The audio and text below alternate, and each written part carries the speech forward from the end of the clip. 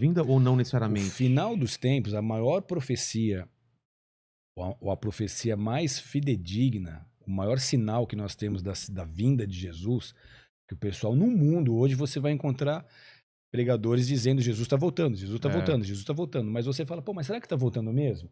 Em todas as outras eras, você teve pessoas dizendo Jesus está É, há voltando. muito tempo, né? Sempre ouvi É. pessoas dizendo que Jesus está voltando. E Por normalmente quê? perto de alguma catástrofe, de alguma Exatamente. é. Porque Jesus falou de guerras e falou de catástrofes naturais Doenças, e é. doenças. Então você pega catástrofes e guerra, elas sempre existiram. É. Só que catástrofes e guerra não são o suficiente para você afirmar que são os fins dos tempos. Por quê? Porque o maior sinal, a maior profecia cumprida para o fim dos tempos, segundo todas ou a maioria das profecias do Antigo Testamento, é a volta do povo judeu para a terra de Israel. Porque, segundo as Escrituras, segundo as profecias, pelo povo judeu ter rejeitado o Messias, Deus disse isso através de Moisés, disse isso através de outros profetas, que ele ia dispersar o povo pelas nações da terra, que foi exatamente o que aconteceu. Jesus morreu, Jesus foi rejeitado pela maioria dos judeus, não por todos, porque os apóstolos eram judeus, a igreja primitiva inteira era a igreja formada por judeus. Lá na frente que eles resolveram pregar para gentios, para não judeus, porque eles entenderam que esse era o plano de Deus. Mas até então era isso. 70 depois de Cristo, Jesus disse que o templo seria destruído, vem o Império Romano para reprimir uma revolução judaica, eles destroem o templo, eles tocam fogo em tudo, eles destroem tudo. 132 a 135 depois de Cristo houve outra revolução. Aí o imperador Adriano tem que mandar o melhor general que ele tem, mais de 100 mil homens para reprimir essa revolução, e aí realmente eles arrebentaram com tudo, escravizaram os judeus foram levados para a Itália para construir o Coliseu, e muitos deles depois morreram no Coliseu. O preço dos escravos naquela época ficou mais barato que o preço de um cavalo, de tanto escravo que tinha.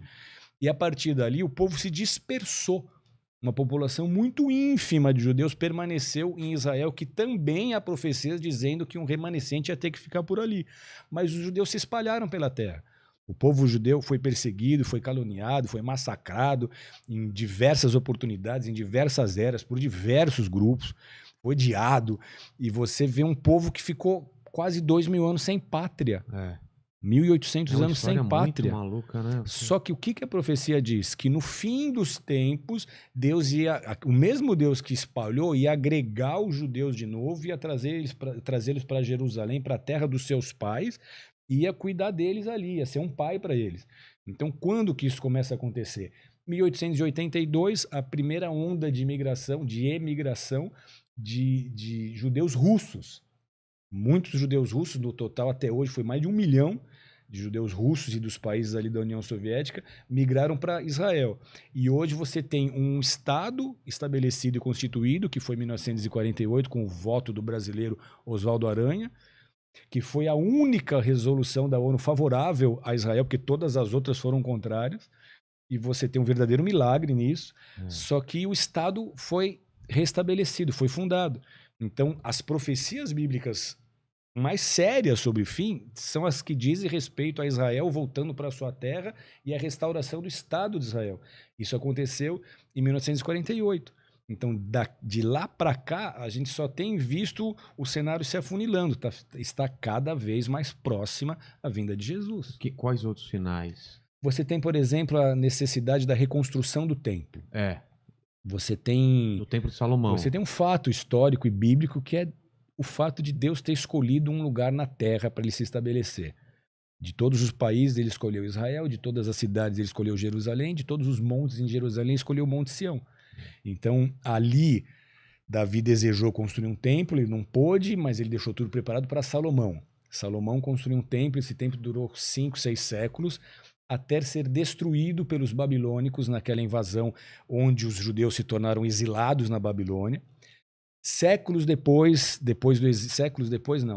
anos depois, eles começam a voltar do exílio, e aí você tem Esdras, você tem Neemias, você tem Zorobabel, que reergueram Jerusalém, reconstruíram os muros, reconstruíram o templo. Então esse é o segundo templo, o primeiro de Salomão, o segundo que Zorobabel, o sacerdote, dedicou. Herodes, nos dias de Jesus, ele restaurou esse templo, só que 70 depois de Cristo esse templo foi destruído. Não houve mais sacrifícios, não houve mais culto, não houve mais sacerdócio, não houve mais nada. O povo se dispersou e acabou ali, encerrou-se os cultos e os sacrifícios a Deus no templo. Para que o ambiente profético seja completo, nós precisamos de um terceiro templo. Então você tem hoje movimentos como o Instituto do Templo em Israel, que trabalham em prol da construção do templo em Jerusalém. Então, para o templo ser reconstruído, os utensílios do templo têm que estar prontos, os sacerdotes têm que estar treinados. Então, esse instituto, ele já há alguns anos, ele treina sacerdotes. Tem um instituto perto de Jericó, ali perto do Vale do Jordão, que treinou milhares de judeus do mundo todo para servir no templo quando ele for restaurado e quando voltar a haver sacrifícios. Então você tem esses homens sendo treinados, você tem as vestes sendo restauradas, desde aquela época que não havia uma estola sacerdotal, que era a estola do sumo sacerdote, porque nem sumo sacerdote existe desde essa dispersação, desde a diáspora. Então o que a gente vê é que esse instituto reconstituiu uma veste sacerdotal no valor de $1,5 milhão e a veste está lá prontinha para a hora que o tempo estiver pronto, o sacerdote chegar, papum, e foi. Você tem um candelabro de ouro, você chega na cidade velha de Jerusalém, na frente desse instituto está exposto com uma redoma de vidro um candelabro de ouro, feito exatamente nas medidas bíblicas, para que quando o templo estiver reconstruído, o candelabro esteja lá. Você tinha a necessidade de uma bezerra vermelha, desde de Moisés até a destruição do templo, segundo as tradições, só 9 bezerras vermelhas foram sacrificadas. Então, para o templo voltar, vai ter que ter uma bezerra vermelha. E há 2.000 anos que não existe uma bezerra vermelha.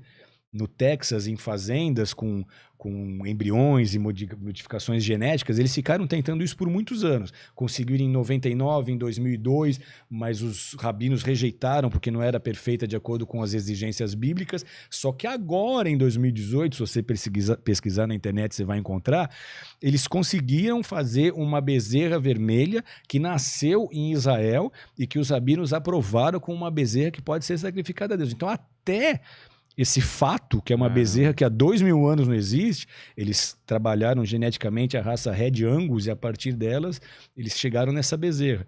Então até a bezerra, para ser consagrada no templo, eles já têm. E onde seria? Tem que ser construído no mesmo local. O grande impasse qual é? Hoje, o local onde o Templo de Salomão e os outros templos foram construídos e que esse templo precisa ser reconstruído, está um santuário islâmico, que é o Domo da Rocha, aquela edificação com uma cúpula dourada que você, em qualquer foto de Jerusalém, consegue identificar. Então, ali, para o templo ser construído, aquela mesquita, que não é uma mesquita, aquele santuário teria que ser removido.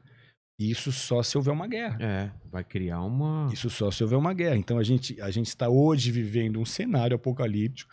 O que a gente vê é uma pandemia que parou o mundo e Jesus disse que as pandemias elas seriam um sinal das dores de parto, ou seja, ainda não é o fim, mas já é o princípio. Então você tem visto uma pandemia e nós estamos muito próximos de uma guerra que talvez seja a Terceira Guerra Mundial. E muito disso talvez gire em torno dessa questão entre árabes e judeus. Exatamente pelo fato do templo precisar ser reconstruído ali. Só que é o templo que o anticristo vai sentar. Por quê? Porque, segundo a escatologia, Jesus vai buscar a igreja, aqueles que estão nele vão ser arrebatados para encontrar com ele nos céus. Na terra nós vamos ter um período de 7 anos. Primeiros 3 anos e meio, ele vai governar como um governante que o mundo vai falar, esse é o cara que veio para resolver os nossos problemas, vai resolver o problema da fome, vai resolver os problemas econômicos. Poxa, vamos acabar com o dinheiro papel, vamos ter uma moeda unificada, vamos acabar com as fronteiras e você vai ter uma forma de se identificar, que você não vai precisar mais de documento, de RG, de SIC, de carteira de motorista, vai estar tudo aqui em você mesmo. Então o mundo vai dizer, uau, esse cara veio para resolver os nossos problemas, vai trazer paz, não vai ter mais guerra. Só que o segundo período, os outros 3 anos e meio, ele vai começar a exigir adoração. E ele vai se revelar como esse anticristo, como aquele que se opõe a tudo que diz respeito a Deus. E ele vai sentar no templo, nesse terceiro templo, e dali ele vai profanar o templo. Provavelmente ele vai colocar um altar pagão ali dentro. Os judeus, vendo isso, vão ter que deixar o templo novamente, porque o judeu não vai se dobrar à adoração a ele, ele vai exigir a adoração das nações, e os judeus não vão monoteístas como são, não vão se portar dessa forma, não vão prestar esse culto a ele. Então, o que a gente vê é exatamente isso, um cenário apocalíptico se formando, só que aí passou esses 7 anos, Jesus vem para destruir o anticristo, para aprisionar Satanás por 1000 anos e para governar a terra esses 1000 anos. Isso é muito profundo e muito interessante, porque a Bíblia apresenta Jesus de 2 formas, como Messias sofredor. Messias é a palavra hebraica que faz referência ao próprio Cristo. Então, tanto Cristo quanto Messias significa a mesma coisa, significa ungido. Então, o Cristo, o Messias, ele precisa vir, só que ele vem primeiro como Messias sofredor e depois como Messias rei. A Bíblia apresenta isso de 2 formas. Por isso que muitos dos judeus não creram em Jesus quando ele veio. Porque eles estavam sobre o Império Romano, pagando imposto para os romanos, e eles queriam um rei que libertasse-os do jugo e dos impostos romanos. E aí vem Jesus sofredor, que liderasse... morre. Um Jesus que morre. Eles queriam um Jesus guerreiro, que libertasse o povo ali fisicamente, mas a libertação e a vitória que Jesus estava trazendo era muito mais profunda, não era efêmera, não era passageira, era atemporal, era uma vitória espiritual e eterna, porque a partir do que ele fez ali, a gente não teria vitória sobre o Império Romano, a gente teria vitória sobre a morte, sobre o inferno, sobre o mundo, sobre o pecado, e teria vida eterna com ele. Só que foi difícil, os próprios discípulos de Jesus demoraram para entender isso. Quando Jesus ressuscitou, os discípulos continuavam não entendendo o que estava acontecendo. Maria Madalena correu para avisar: poxa, Jesus ressuscitou. Eles falaram: ih, você tá maluquinha, não tomou remedinho, coitada, como é que ressuscitou? Mesmo Jesus tendo avisado diversas oportunidades que ele ia morrer e que no 3º dia ele ia ressuscitar, porque até os discípulos de Jesus estavam esperando o Messias terreno.